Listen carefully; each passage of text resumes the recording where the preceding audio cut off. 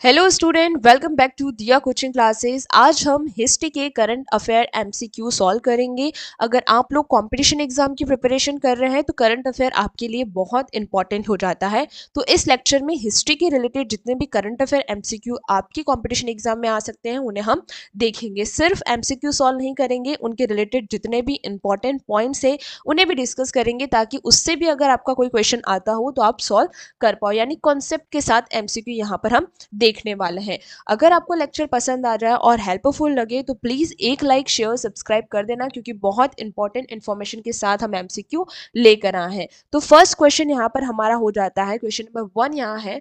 जुलाई 2025 में यूनेस्को की विश्व धरोहर सूची में भारत का 44वां स्थल कौन सा बना? Option A Shanti Niketan, option B Maratha military landscape, option C Hoysala मंदिर और ऑप्शन डी है मोइदबस्म आसम। तो यहाँ आपका ऑप्शन बी जो है मराठा मिलिट्री लैंडस्केप बिल्कुल राइट हो जाएगा। अब इसके रिलेटेड पॉइंट देखते हैं। इसमें महाराष्ट्र और तमिलनाडु के कुल 12 किलो को शामिल किया गया है, जैसे कि रायगढ़, शिवनेरी, प्रतापगढ़ और जीजी तमिलनाडु मुख्य किले हैं इसमें। यह 17वीं और 19वीं शताब्दी की सैन्य वास्तुकला का बेहतरीन उदाहरण है।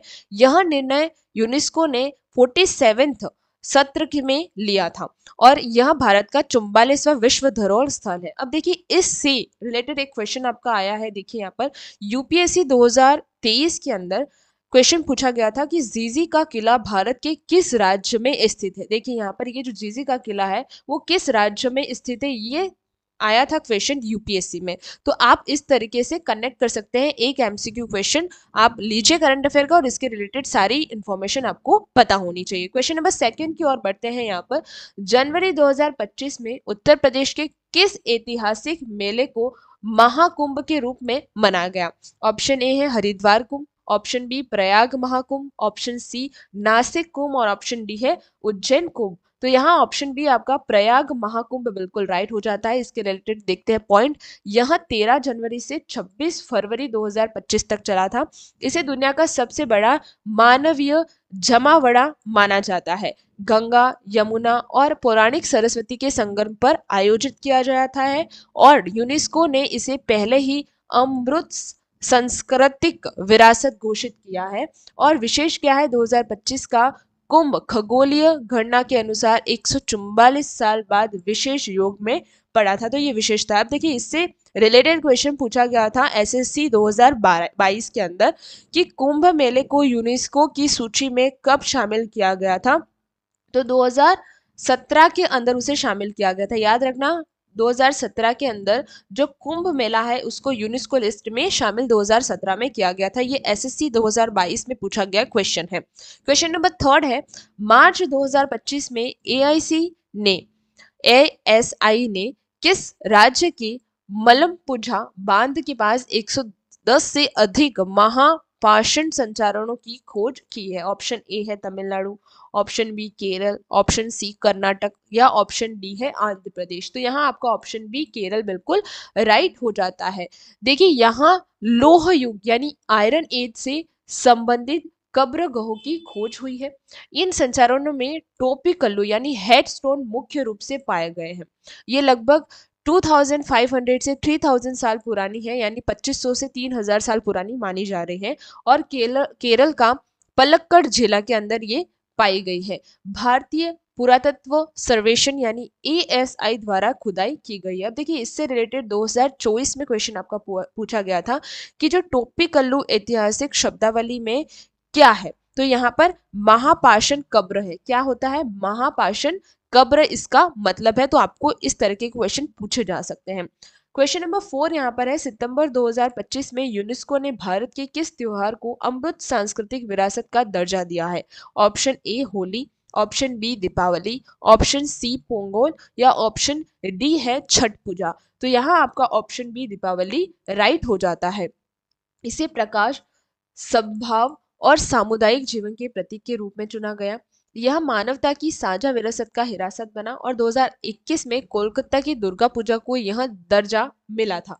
देखिए, 2021 में दुर्गा पूजा को भी ये दर्जा मिल चुका है और 2025 के अंदर किसे मिला? दीपावली को।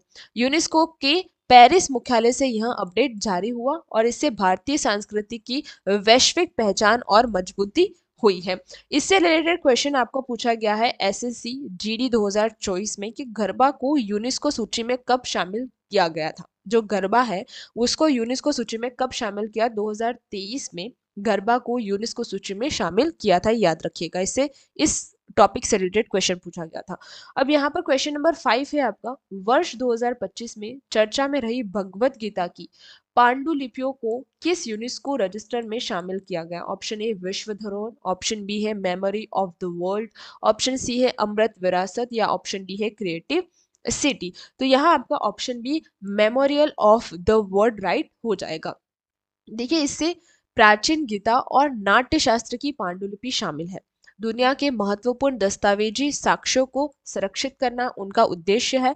और संस्था कौन सी है, यूनेस्को का दस्तावेजी विरासत विभाग। महत्व क्या है, भारत के दार्शनिक ज्ञान को अंतर्राष्ट्रीय मान्यता मिली है और 2024 में रामचरितमानस को भी इसमें जगह मिली है यूनेस्को के अंदर। इससे रिलेटेड क्वेश्चन पूछा गया है कि नाट्य शास्त्र जो है उनके रचयिता कौन है। इस ये जो क्वेश्चन है वो आरआरबी 2021 में पूछा गया था और इसका आंसर है भरत मुनि। नाट्य शास्त्र जो है उनके लेखक कौन है ना, रचयिता कौन है, तो नाट्य शास्त्र को किसने लिखा है, भरत मुनि ने। 2021 में ये क्वेश्चन आरआरबी में पूछा गया था।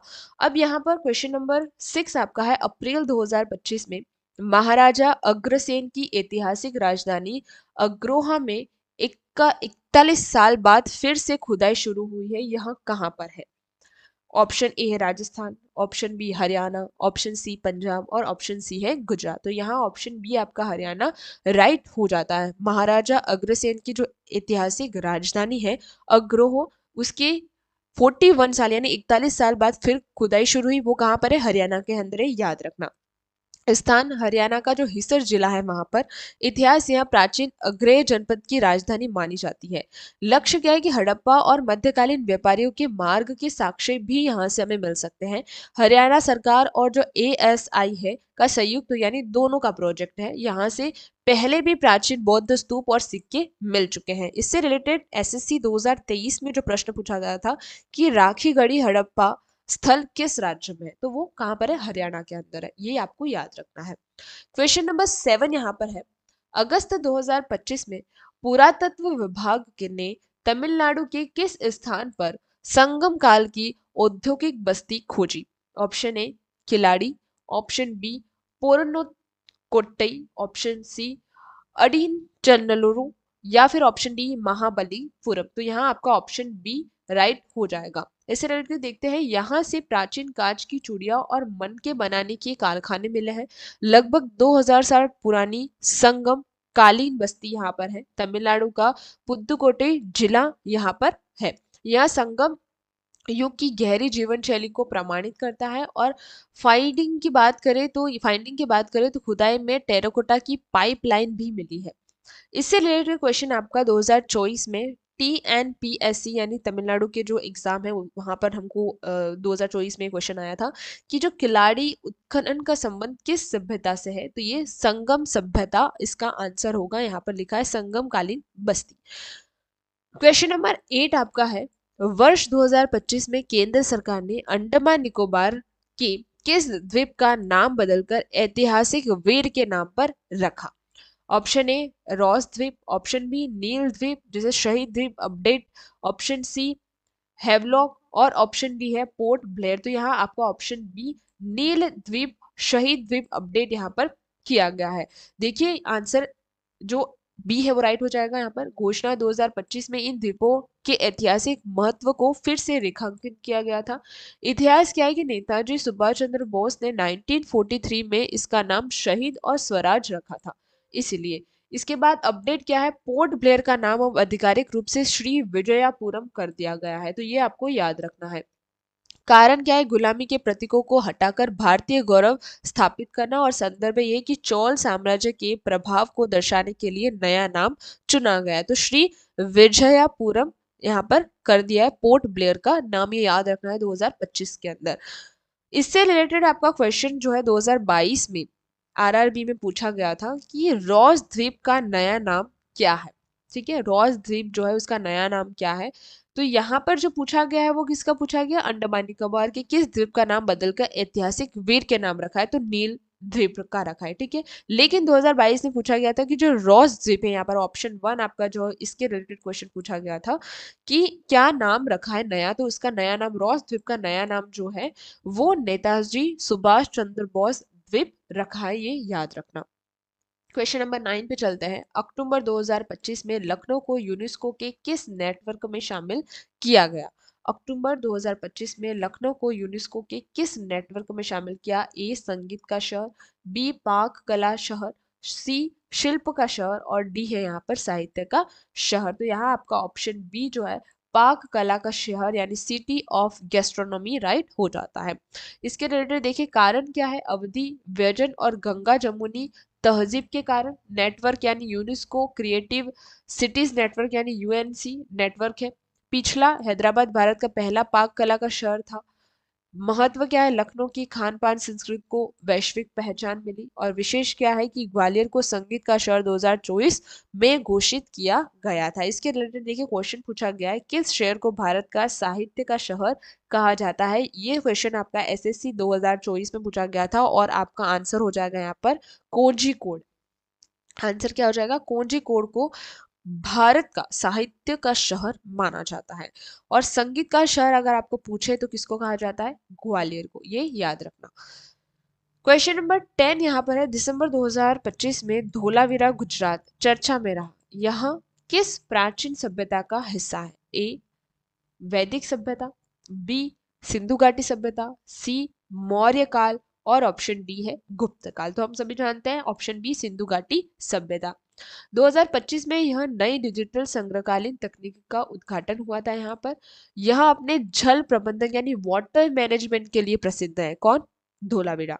गुजरात का कच्छ जिले के अंदर ये सिचुएटेड है। यह यूनेस्को के विश्व धरोहर स्थल 2021 में जुड़ चुका था, यानी 2021 में धोलावीरा को यूनेस्को विश्व धरोहर स्थल में जोड़ा गया है। और यहाँ से दुनिया का सबसे पुराना साइन बोर्ड मिला है। क्या मिला है, साइन बोर्ड मिला है। इससे रिलेटेड आपको क्वेश्चन यूपीएससी 2022 में पूछा था कि हड़प्पा का कौन सा शहर 3 भागों में विभाजित था। वो कौन सा 3 भागों में था, ऑब्वियसली 2 भागों में होता है, सिटाडल और जो लोअर पोर्शन होता है वो। लेकिन यहाँ पर धोलावीरा के अंदर हमको 3 भागों में बांटा हुआ मिला था, जिसकी वजह से इसका एक यूनिक साइन हमको मिलता है। तो 2022 में ये क्वेश्चन पूछा गया है। आज हम यहीं पे समाप्त करते हैं क्योंकि 10 क्वेश्चन बहुत ज़्यादा हो जाते हैं और लेक्चर फिर लंबा होता है तो आप लोग देखते नहीं है। तो हम पार्ट 2 में जो बाकी के क्वेश्चन है वो कवर करेंगे और धीरे धीरे करके हम सारे क्वेश्चन कवर करेंगे हिस्ट्री के, ठीक है। 2025 के जितने भी क्वेश्चन आपके एग्जाम में आ सकते हैं वो सब हम कवर करेंगे, लेकिन हम पार्ट कर देंगे कि पार्ट 1 पार्ट 2 पार्ट 3, ताकि आप लोग फ्री माइंड से देखें और आपको ज़्यादा वो ना हो। तो आज के लिए इतना ही। नेक्स्ट कौन से सब्जेक्ट पे आपको चाहिए वो कमेंट सेक्शन में बता देना, और आपको क्या आंसर्स आते थे इसके पहले से या नहीं ये भी बताना। Thank you very much for today.